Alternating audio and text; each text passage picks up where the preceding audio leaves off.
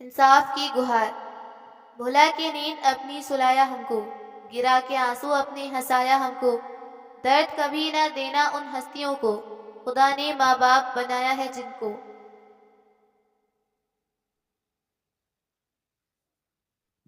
आज नवरात्रि के दिन माता रानी की पूजा करने के बाद जब रोशनी मंदिर से बाहर निकली और प्रसाद वितरित करने लगी, तो उसने देखा कि मंदिर के पास ही एक घास फूस का छप्पर बना हुआ था। उसे थोड़ा आश्चर्य हुआ, क्योंकि वह छप्पर उसने वहां पहले कभी नहीं देखा था।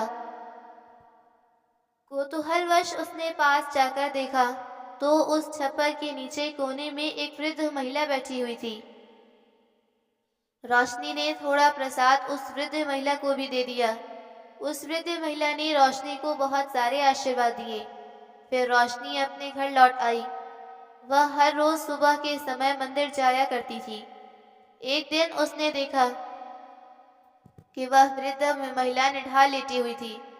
उसे ऐसा लगा कि जैसे वह बीमार है। यह सोचकर वह उनके पास गई और पूछने लगी, मैं हर रोज आपको यहाँ बैठे हुए देखती हूँ, लेकिन आज क्या बात है, आपकी तबीयत ठीक नहीं लग रही। यह लीजिए, थोड़ा सा खाना लाई हूँ, खा लीजिए। ऐसा कहकर रोशनी ने उनकी तरफ भोजन बढ़ाया तो वृद्ध महिला ने अपने कपकपाते हाथ आगे बढ़ा दिए। जैसे ही रोशनी उन्हें खाना पकड़ाने लगी तो उसने देखा कि उस वृद्ध महिला के हाथ बुखार के कारण तप रहे थे। अरे यह क्या, आपका शरीर तो बुखार से तप रहा है और कल का खाना भी ज्यों का त्यों धरा रखा है। चलिए, मैं आपको अस्पताल ले चलती हूँ। अरे हाँ, मैंने तो आज तक आपसे आपका नाम भी नहीं पूछा। आप कौन हैं? रोशनी उस वृद्ध महिला से कहने लगी तो वह बेचारी कांपती हुई आवाज में बोली, बेटा, मेरा नाम सीता देवी है, लेकिन लोग मेरे गंदे कपड़े और शरीर को देखकर मुझे भिखारन कह देते हैं। मुझे तो ना पसंद है, वो मुझे दे दे। ठीक है, तो मैं आपको अम्मा कहकर बुलाऊंगी। रोशनी पास में ही किराए के एक मकान में पेइंग गेस्ट के तौर पर रहती थी और इस शहर में वकालत की पढ़ाई कर रही थी। उसके घर के पास ही माता रानी का मंदिर था, जहां आते जाते वह बूढ़ी अम्मा को भी खाने के लिए कुछ दे देती थी। लेकिन न जाने उस अम्मा के साथ उसका कैसा रिश्ता जुड़ गया था कि आज अम्मा की ओर देखते ही वह समझ गई कि अम्मा बीमार है। अम्मा की उम्र लगभग 70 वर्ष होगी और ज्यादा चल फिर भी नहीं सकती थी, लेकिन आज वह कुछ ज्यादा ही कमजोरी महसूस कर रही थी। रोशनी ने आज उन्हें निढाल देखा तो उनसे पूछ ही बैठी कि अम्मा, आपका कहाँ से आई हैं? रोशनी बार बार उनसे सवाल कर रही थी, परंतु अम्मा कोई उत्तर नहीं देना चाहती थी। बेचारी ने बड़ी मुश्किल से आंखें खोलकर उसकी ओर देखा और फिर आंखें बंद कर ली। यह देखकर रोशनी ने कुछ सोचा और फिर अपने घर जाकर अम्मा के लिए बुखार की दवाई लेकर आई और बोली, अम्मा जी, पहले खाना खा लीजिए, फिर यह दवाई खा लेना। देखना, थोड़ी ही देर में आपकी तबीयत ठीक हो जाएगी। बेचारी अम्मा ने बड़ी मुश्किल से रोटी चबा कर खाई। यह देखकर रोशनी सोचने लगी कि मैं भी कितनी बुद्धू हूँ।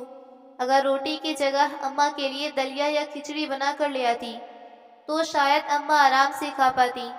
रोटी खाना उन्हें बहुत मुश्किल लग रहा था। जैसे तैसे अम्मा ने रोटी खत्म की तो रोशनी ने उन्हें दवाई दी और फिर अपने घर गई। थोड़ी देर बाद अपने कॉलेज को निकल गई, लेकिन बार बार अम्मा का झुर्रियों भरा चेहरा उसके सामने आ रहा था। शाम को जब रोशनी घर वापस लौटी तो जल्दी से थोड़ी सी खिचड़ी बनाकर और दवाई लेकर अम्मा के पास पहुंच गई तो देखा कि अम्मा अब उठकर बैठी हुई थी। लगता है बुखार की दवाई ने अपना असर दिखा दिया है। अम्मा को बैठे देखकर रोशनी को बड़ी खुशी हुई। अगले दिन जब सुबह मंदिर गई तो जाकर अम्मा के पास थोड़ी देर बैठ गई और बोली, अम्मा, अब आपकी तबीयत कैसी है? कैसी है आप? रोशनी को देखकर अम्मा का उदासी भरा चेहरा भी थोड़ी देर के लिए मुस्कुरा उठा। फिर अम्मा बोली, बेटी, मेरी इतनी चिंता मत किया करो। तब रोशनी ने कहा, अम्मा, एक बात पूछूं? क्या आपका अपना इस दुनिया में कोई नहीं है? कोई बेटा या बेटी या फिर अपना कोई रिश्तेदार जिसे आप अपना कह सको, जो आपका ख्याल रख सके? रोशनी की बातें सुनकर अम्मा के चेहरे पर उदासी सी छा गई। उनकी आंखें भर आईं। पुरानी तकलीफों की लकीरें फिर से गहरा उठी और बोली, ईश्वर से प्रार्थना करती हूँ कि तुम्हारा जीवन सुखमय हो, तुम सदा खुश रहो, तुम्हारी लंबी उम्र हो, दुख की परछाई भी तुम्हारे आसपास ना आ जाए। इस पर रोशनी ने कहा, अरे अम्मा, मैंने इतना कुछ नहीं किया जितने आशीर्वाद आपने दे दिए मुझे। लेकिन अम्मा, अभी तक आपने मेरे सवाल का जवाब नहीं दिया। यह बात सुनकर अम्मा बोली, बेटी, मेरा भी एक भरा पूरा परिवार है, लेकिन इस किस्मत का खेल समझ लो या भाग्य की विटंबना कि सब कुछ होते हुए भी इस बुढ़िया को दर दर की ठोकरें खानी पड़ रही है। जब मेरा विवाह हुआ था तो हमने बड़ी गरीबी में गुजारा किया था। मैंने ससुराल आते ही सारी जिम्मेदारियां उठा ली थी। एक पत्नी, बहू, भाभी सब किरदार बड़े अच्छे से निभाए। कभी किसी को शिकायत का मौका नहीं दिया। सबकी लाडली थी मैं, और अपने ससुराल में आकर ऐसे रच बस गई थी कि जैसे मैं उस घर की बेटी ही हूँ। सास ससुर तो मेरी तारीफ करते नहीं थकते थे। शादी के पूरे 10 साल तक मुझे संतान सुख प्राप्त नहीं हुआ था। 10 वर्ष के बाद भगवान ने 2 बेटे दिए। मैं तो खुशी से फूली नहीं समाती थी अपने बेटों को देखकर। पैसा भले ही अधिक नहीं था, लेकिन अपने बेटों का पालन पोषण बड़े अच्छे से किया था हम लोगों ने। सास ससुर की बीमारी और सब खर्च मेरे पति अकेले उठाते थे। एक समय के बाद मेरे सास ससुर भी चल बसे। अपने परिवार में हम सब बहुत खुश थे। मैं और मेरे पति हमेशा यही कहते कि हमने पिछले जन्म में बहुत अच्छे कर्म किए होंगे, जो ईश्वर ने हमें 2-2 बेटे दिए हैं। हमारा घर तो बेटे बहू पोते पोतियों से भरा रहेगा। मेरे पति किराने की दुकान थी, जिससे हमारा घर का खर्च आराम से चल जाता था। भगवान की दया से किसी चीज की कमी नहीं थी। मेरा बड़ा बेटा पढ़ने में बहुत होशियार था, लेकिन उसे दुकान पर बैठना बिल्कुल पसंद नहीं था। तो उसके बाबूजी ने अपने जीवन की बहुमूल्य पूंजी उस पर खर्च करने में जरा भी संकोच नहीं किया। उसे बड़े शहर में भेजकर अच्छी उच्च शिक्षा दिलाई, और देखते ही देखते वह इंजीनियर बन गया। लेकिन उसके बाद वह बड़े शहर का ही होकर रह गया। अपने पसंद की एक अमीर लड़की से उसने शादी कर ली, और फिर तो अपने घर आना ही छोड़ दिया उसने। यह सुनकर रोशनी को बहुत दुख हुआ और कहने लगी, अच्छा अम्मा, अपने दूसरे बेटे के बारे में तो कुछ बताइए। फिर अम्मा ने कहा, दूसरा बेटा पढ़ने में इतना अच्छा नहीं था, लेकिन रंग रूप में सुंदर था। जब उसके बाबूजी ने उसे अपनी दुकान पर बैठने को कहा, तो उसने हमारी एक ना सुनी। उल्टा हम ही से ही 10 बातें सुना दी कि आप लोग तो चाहते हैं कि मैं जीवन भर आप लोगों की सेवा ही करता रहूं। बड़े भैया को तो आपने इतनी ऊंचाई पर पहुंचा दिया, और मुझे इस छोटे से कस्बे में रह करने को कह रही हैं। इतना कहकर मेरा छोटा बेटा भी दूसरे शहर में जाकर नौकरी करने लगा, और धीरे धीरे उसने भी आना जाना कम कर दिया। हम लोगों ने उसके लिए अपनी पसंद की लड़की देखनी चाहिए, तो उसने साफ इनकार कर दिया और अपने पसंद की एक मॉडर्न लड़की से कोर्ट पे जाकर कोर्ट मैरिज कर ली। हमें तो उसने केवल खबर पहुंचा दी कि उसने शादी कर ली है। पर्व त्योहार पर जब भी उसे बुलाते तो आता नहीं था। एक रोज पड़ोसी का बेटा, जो मेरे छोटे बेटे का मित्र हुआ करता था, उसने आकर बताया कि आपका छोटा बेटा तो मुंबई में मॉडलिंग करके खूब कमाई कर रहा है। मुझे उसने अपनी फोटो भेजी थी। इतना कहकर अम्मा बोली, दुनिया में मेरे बेटों ने अच्छी पहचान बना ली, लेकिन जिसने दुनिया से उनकी पहचान करवाई, उस माँ को तो उन्होंने दर दर की ठोकर खाने के लिए छोड़ दिया। बेटों की बेरुखी ने मुझे और मेरे पति को अंदर तक तोड़ कर रख दिया था। समय बीतने के साथ साथ वह शरीर से ज्यादा मन से बीमार रहने लगे थे। दिन रात अपने बेटों की याद में डूबे रहते थे। न खाते थे न पीते थे। धीरे धीरे उनकी ऐसी हालत हो गई कि उन्होंने दुकान पर जाना भी बंद कर दिया। बस अपने बेटों की तस्वीर को निहार निहार कर दिन रात रोते रहते। एक रोज मैंने अपने दोनों बेटों को फोन किया और कहा कि तुम्हारे बाबूजी की तबीयत बहुत खराब है और तुम्हें दिन रात याद करते रहते हैं। एक बार उनसे जाकर मिल लोगे तो उन्हें थोड़ा सहारा हो जाएगा, उनके मन में जीने की आस जगेगी। इस पर बड़े बेटे ने कहा, माँ आप भी कैसी बातें करती हो? आपको मालूम नहीं कि मैं यहाँ पर कितना व्यस्त रहता हूँ। अगर मैं 2 दिन के लिए भी अपना काम छोड़ूंगा तो मालूम है मेरा कितना नुकसान हो जाएगा। अब बाबूजी से मिलने के लिए मैं अपना इतना नुकसान करवा बैठूं, मैं इतना भी बेवकूफ नहीं हूँ। और दूसरा बेटा बोला कि मेरे पास बिल्कुल भी वक्त नहीं है, मेरी पत्नी भी नौकरी पर जाती है, तो मुझे घर और बच्चों के लिए समय निकालना पड़ता है। ऐसा कहकर छोटे बेटे ने भी पल्ला झाड़ लिया और फिर एक दिन ऐसा आया जिसकी मैंने कल्पना भी नहीं की थी। बेटों के याद में वह दुनिया छोड़कर चले गए और मुझे अभागन को इस क्रूर दुनिया में अकेला छोड़कर नए सफर पर निकल गए। भाग्य की विडंबना तो देखो, दो दो बेटों के होते हुए भी अपने पिता की अर्थी को कंधा देने के लिए कोई नहीं आया। यह काम भी आसपास के लोगों ने किया। शायद उनके नसीब में यही लिखा था। जैसे तैसे उनकी चिता जल रही थी, वैसे वैसे मेरा मन भी अंदर तक जल रहा था। मन ही मन यह सोचकर हैरान हो रही थी कि क्या इसी दिन के लिए भगवान ने मुझे दो दो बेटे दिए थे। ऐसे बेटों का होना ना होना तो एक जैसा ही है। इतनी फूटी किस्मत थी कि पिता की मौत पर भी एक बेटा आंसू बहाने नहीं आया। घर आकर अपने पति की तस्वीर के सामने बैठकर मैं फूट फूट कर रोई कि अब मैं अकेली इस घर में कैसे रहूंगी। अब मैं किसका इंतजार करूंगी? कौन खाना खाने के लिए आएगा? कौन मुझे बार बार चाय बनाने के लिए कहेगा? अपने पिता की 13वीं पर दोनों बेटे आए थे। उनसे मिलकर मैं खूब रोई थी।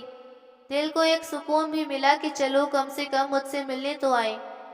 लेकिन 13वीं के अगले दिन ही मेरा बड़ा बेटा मुझसे बोला, माँ मैं अपना मकान बनवा रहा हूँ, इसलिए मुझे पैसा चाहिए। और उसी समय छोटा बेटा भी मेरे पास आया और बोला, मुझे भी अपना एक बिजनेस शुरू करना है जिसके लिए मुझे पैसों की ज़रूरत है। ऐसा कहकर दोनों ने बैंक में रखे पैसे निकलवा लिए। लेकिन उससे भी उन्हें शांति नहीं मिली, तो मकान को भी जमींदार के पास गिरवी रखवाकर लाखों का कर्ज ले लिया और सारा पैसा 2 हिस्सों में बांटकर अपना अपना हिस्सा लेकर चलते बने। यह बूढ़ी माँ उस कर्ज का ब्याज कहाँ से चुकाएगी, इतना तक भी नहीं सोचा। जिन बेटों के लिए हमने क्या कुछ नहीं किया, आज उनके मन में और उनके घर में अपनी माँ के लिए जगह ही नहीं थी। इतना कहकर अम्मा रोने लगी और फिर बोली कि मेरा पूरा पूरा दिन रोते रोते ही गुजर जाता था। पति के गम में तो मेरा खाना पीना भी छूट गया, जिस कारण शरीर में जान ही नहीं बची।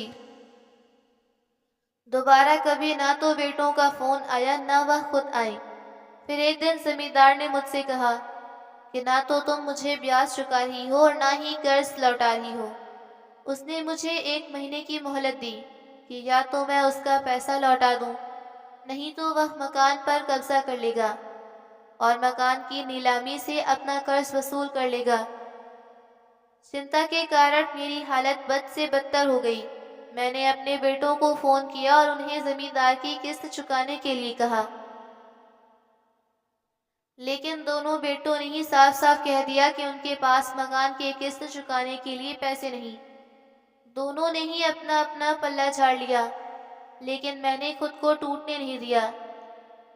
मैंने लोगों के काम धंधे करके जैसे तैसे थोड़ा बहुत पैसा जोड़ा, लेकिन वह पैसा इतना नहीं था कि जमींदार की 1 महीने की किस्त भी जा सके। 1 महीना बीत जाने पर जमींदार ने मेरे बेटों को फोन करके बुलाया। दोनों बेटों ने मुझे जबरदस्ती मकान के कागजों पर अंगूठा लगवा दिया और मेरे घर को मेरी मर्जी के बिना बेच दिया। मकान बेचकर उन्होंने जमींदार का पैसा और ब्याज लौटा दिया और बाकी का पैसा आपस में बांट लिया। अपना अपना हिस्सा लेकर दोनों बेटे जब निकलने लगे तो मैं उनके सामने रोई गिड़गिड़ाई कि मुझे दर दर की ठोकरें खाने के लिए अकेले छोड़कर ना जाएं। मैं कहाँ रहूंगी, क्या खाऊंगी, कैसे अपना गुजारा करूंगी। लेकिन दोनों में से किसी ने भी मेरी एक ना सुनी और मुझे बेसहारा करके चले गए। अपने मकान के बाहर मैं पूरा एक दिन बेसुध पड़ी पड़ी रही।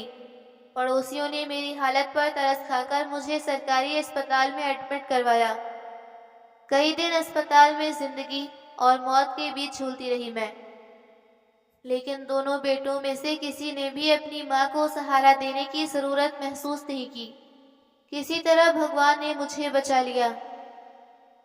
लेकिन जिस दिन मैं अस्पताल से ठीक होकर निकली, उस दिन मैं बेघर हो चुकी थी। एक पोटली में अपने पति की तस्वीर और कुछ कपड़े लेकर भटक रही थी। भटकते भटकते तुम्हारे इस शहर में आ गई। एक दिन जब थकी हारी मैं इस रास्ते से गुजर रही थी, तो मुझे मंदिर दिखाई दिया। मैंने देखा कि मंदिर के बाहर कुछ लोग खाना बांट रहे थे। मुझे भूख बहुत तेज लगी थी, इसलिए मैं भी यहाँ आकर बैठ गई। अम्मा की कहानी सुनते सुनते रोशनी की आंखें आंसुओं से भर आईं। वह बस टकटकी की लगाए अम्मा को देखती जा रही थी। तब अम्मा बोली, सुबह शाम लोग यहाँ पूजा करने के लिए आते हैं, तो मुझे कुछ दे जाते हैं। एक तरफ तो मेरे निर्दयी बच्चे हैं जिन्होंने अपनी माँ को बेसहारा कर दिया, तो दूसरी ओर तुम जैसे लोग हैं जो दूसरों के दर्द में भी शामिल हो जाते हैं। तभी रोशनी बोली, अम्मा, नवरात्रि के दिनों में सभी लोग मंदिर में माता की पूजा करने के लिए आते हैं, लेकिन घर बैठे अपनी माँ को पानी तक नहीं पूछते। अगर घर बैठे माँ का ही ख्याल रख लें तो उनकी इज्जत करें, तो मंदिर में बैठी माँ तो वैसे ही खुश हो जाएगी।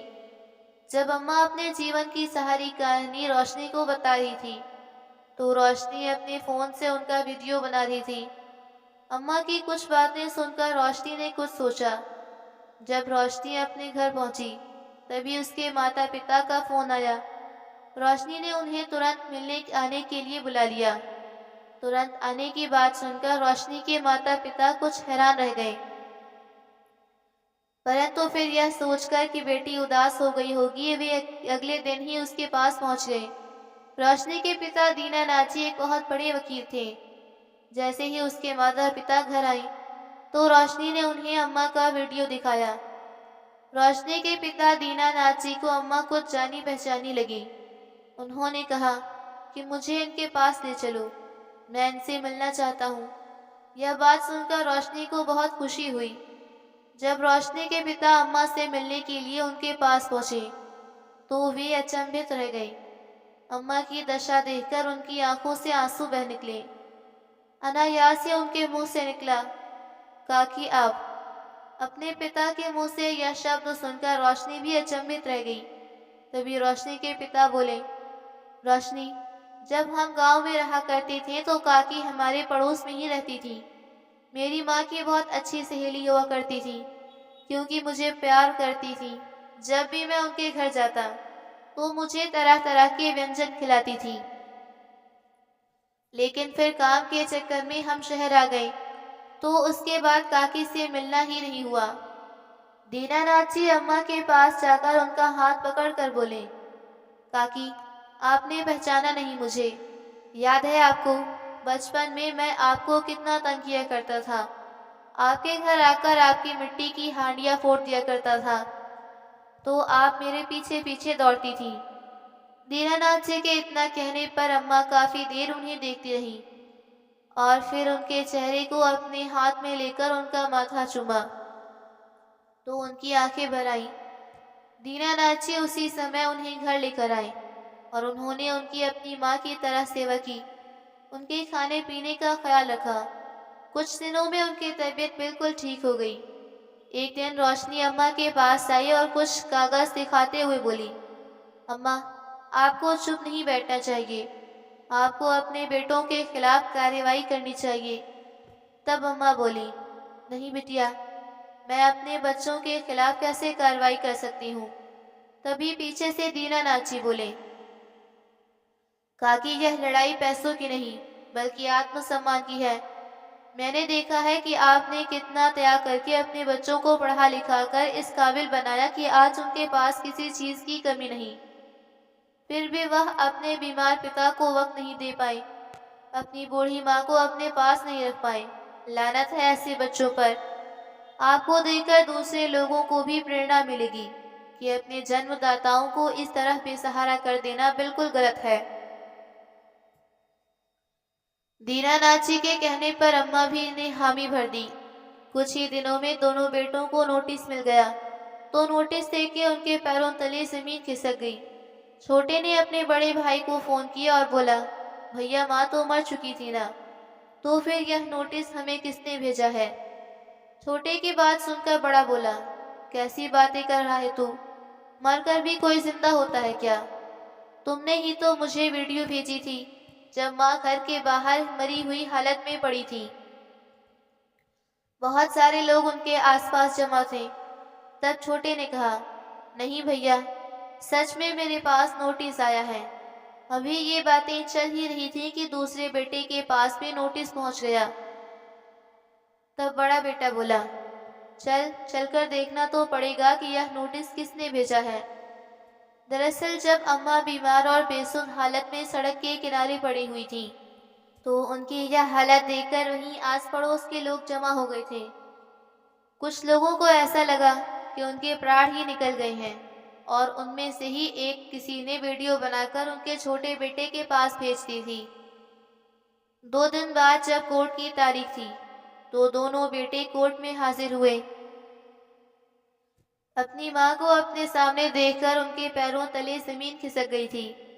कभी वह अपनी माँ को देखने, तो कभी एक दूसरे को देखने। उधर अम्मा की एक पल को तो अपने बेटों को देखकर आंखें भर आईं। ममतावश वह अपने दोनों बेटों को गले लगाना चाहती थी, लेकिन दूसरे ही पल उनकी आंखों में अपने बेटों की करतूत को याद करके गुस्सा दिखाई देने लगा। तभी बड़ा बेटा गुस्से से बोला, आपको शर्म नहीं आई? आपने हमारे खिलाफ ही कोर्ट का नोटिस जारी करवा दिया। अरे पैसे चाहिए थे तो मांग लेती, कम से कम हमारा नाम तो खराब ना करती। तभी दूसरा बेटा भी बोला, अगर पैसे की इतनी ही भूखी थी तो किसी के घर में काम कर लेती या फिर किसी वृद्धाश्रम में चली गई होती, हमें यह दिन तो ना देखना पड़ता। अम्मा के सब्र का बांध अब टूट चुका था। बेटों की बातें सुनकर उनके गुस्से का ज्वालामुखी फट पड़ा। अच्छा, तुम्हारी इज्जत तब कहाँ गई थी जब मैं तुम्हारे आगे रो रही थी, गिड़गिड़ा रही थी? तब तुम्हारी इज्जत कहाँ गई थी जब मैं सड़कों पर दर दर के ठोकरें खा रही थी? क्या तब तुम्हारी इज्जत में 4 चांद लग गए थे जब तुम्हारे पिता की अर्थी को भी पड़ोसियों ने कंधा दिया? अरे अपने पिता को मुखाग्नि देने का फर्ज तक अदा ना किया गया तुम दोनों से। अपने अपने क्षेत्र में तो तुमने खूब तरक्की की और नाम कमाया, लेकिन वह तरक्की किस काम की जो बेटों को अपने माँ बाप से इतना दूर ले जाए कि उन्हें माँ बाप का दुख, दर्द और आंसू भी नजर न आए। अरे शर्म करो, ऐसी औलाद होने से तो औलाद ना होना ही अच्छा है। तुम्हारे कर्मों की सजा तुम लोगों को आज नहीं तो कल जरूर मिलेगी। अपनी माँ की यह बातें सुनकर दोनों बेटे अवाक खड़े रह गए। उसी समय जज साहब ने दोनों बेटों को अंदर बुलाया। रोशनी भी अम्मा को लेकर अंदर गई। पूरा मामला सुनने के बाद जज साहब ने फैसला किया कि एक निश्चित समय पर एक निश्चित राशि दोनों बेटों के द्वारा अपनी माँ को दी जाएगी, और दोनों बेटे बारी बारी से पूरे सम्मान के साथ अपनी माँ को अपने पास रखेंगे, और यदि वे ऐसा करने में असफल रहते हैं तो उनके खिलाफ कार्रवाई हो जाएगी। यह फैसला सुनते ही दीना नाची खुश हो गई, और रोशनी तो खुशी के मारे अम्मा के गले ही लग गई। अम्मा के गले लगाते हुए रोशनी बोली, अम्मा आपकी जीत हो चुकी है। अब आपको हर महीने आपके बेटे पैसे देंगे और अपने साथ रखेंगे। रोशनी यह सारी बातें कहती जा रही थी, लेकिन उसी समय रोशनी ने महसूस किया कि अम्मा के शरीर में जान ही नहीं थी। उसने जैसे ही अम्मा की ओर देखा तो वह हैरान रह गई, क्योंकि अम्मा तो इस निर्दयी दुनिया से कूच कर चुकी थी। केस तो अम्मा जीत चुकी थी, लेकिन अपने बेटों के घर जाने से पहले ही उन्होंने अपने प्राण त्याग दिए। उनके दोनों बेटों को तो लगा कि माँ ने कोर्ट पे घसीटकर हमसे बदला ले लिया। लेकिन उस माँ के ऊपर क्या बीती होगी, यह वह नहीं जानते थे। शायद अम्मा अपने बच्चों की एक झलक पाने के लिए ही जिंदा बची थी, जो अपने अंतिम समय में बस अपने बच्चों को देखना चाहती थी। उन्होंने कभी नहीं सोचा होगा कि उन्हें ऐसा भी दिन देखना पड़ेगा और अपने बच्चों पर ही केस करना पड़ेगा। अपने बेटों का व्यवहार वह सहन न कर पाई और अंत में इस निर्दय दुनिया को छोड़कर चली गई। यह बात जब उनके बेटों को पता चली तो वह दौड़े दौड़े उनके पास आए और अपनी माँ को पुकारते हुए आंसू बहाने लगे।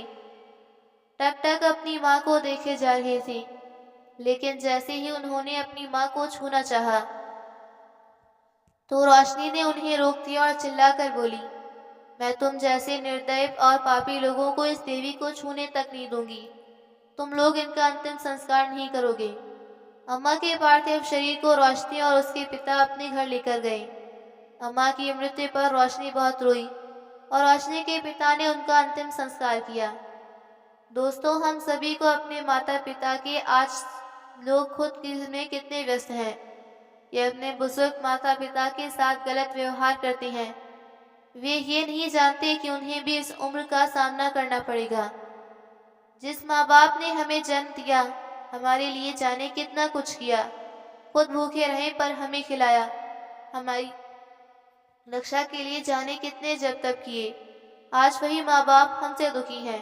हम अपने जीवन में कितने भी धर्म कर लें, पर यदि अपने माता पिता की अवहेलना नहीं कर सकते तो हमारे सारे धर्म कर्म व्यर्थ हैं। आपको कोई ज़रूरत नहीं है किसी पूजा पाठ की, अगर आपने सेवा की नहीं होगी अपने माँ बाप की। तो दोस्तों, आपको हमारी कहानी कैसी लगी, लाइक कमेंट करके ज़रूर बताइएगा।